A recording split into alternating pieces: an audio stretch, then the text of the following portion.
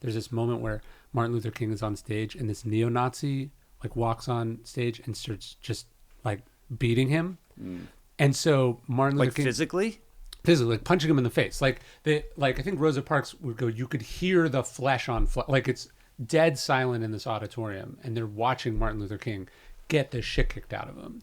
And, you know, like he goes like this, you know, he puts his fist up to the way like a human is evolved to protect themselves and also fight, like in the way that chimps fight, like this is how we fight, right?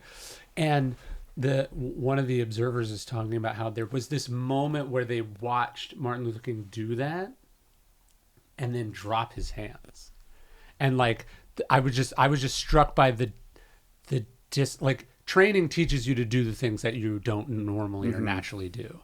And in his case, he trained himself to do like the least human of all things, right? Which was like drop your guard. Yeah, drop your guard. And then so the guy keeps hitting him. Eventually, people separate them, and they both are taken backstage as they wait for the authorities.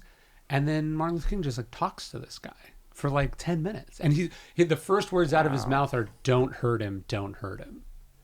And so, like beyond whatever spiritual plane a person has to get to do that, I was struck by I don't know, because it's fighting, it struck me as like a boxer. That's like the training of a boxer, but the opposite. Right. You know, like you're trained to do the thing.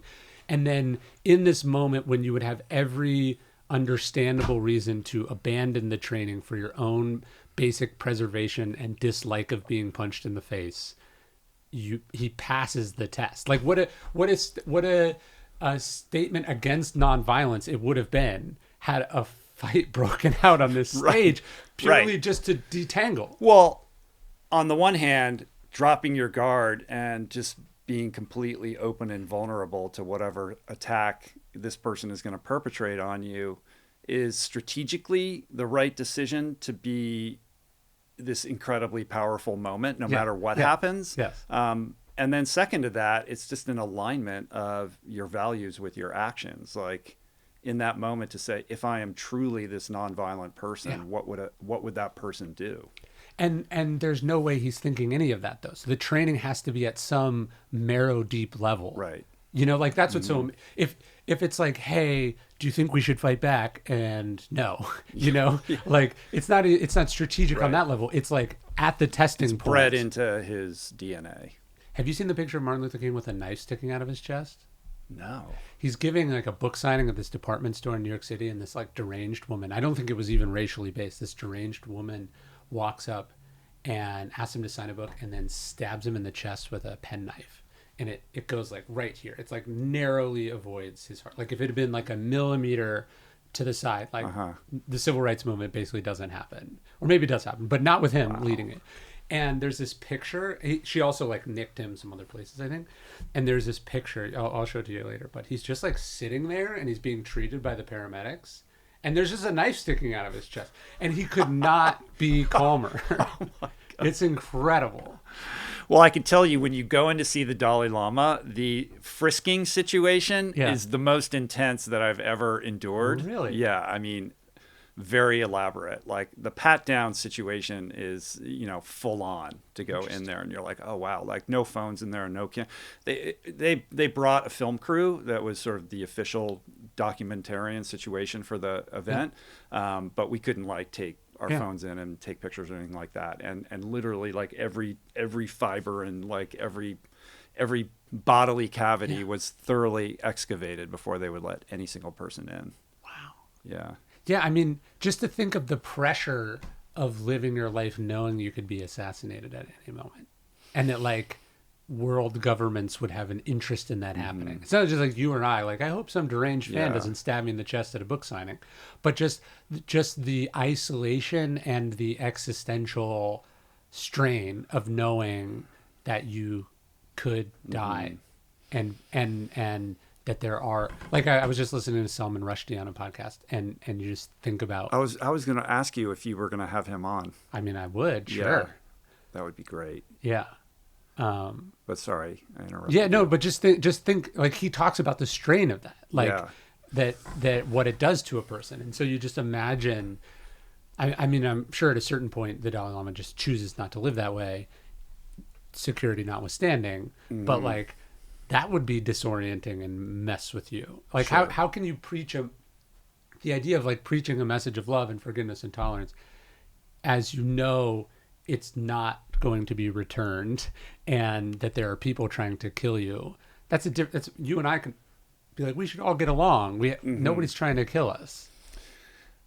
I suspect the Dalai Lama has a different relationship with the human form than you or I do. Yes. Though, No, that's right? probably like part of it. He has a lack of attachment to the kind of physical beings that we are than perhaps we might imagine. You know, the other thing that was really cool about it was the love and tenderness with which the monks would interact with him, like.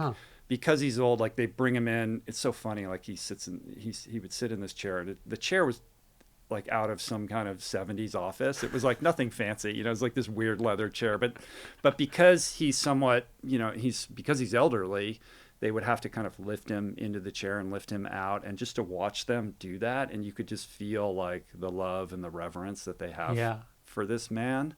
And apparently, I think it was Arthur who told me that. I think his knees are like shot, and there was one moment in which everybody was saying like, listen, you should just get knee replacements, like have this surgery, like you won't have this problem anymore. And he was like, no, I'm not going to do that. Like just declined like Western medicine to help him walk a little bit better. There's this story I tell in the book about Gandhi where he I think he has to have an appendectomy, has to have some like emergency surgery, and he has to be operated on by British doctors because he's like in a jail at the time, and he has the foresight or forethought as he's going into surgery. He writes a letter absolving the British doctors of any responsibility for his death if he dies on the operating table, because he's thinking, not I hope I don't die on the operating table. He's thinking, if I die on the operating table, even if these people were not to blame, they will get blamed by my followers, and I don't want violence to follow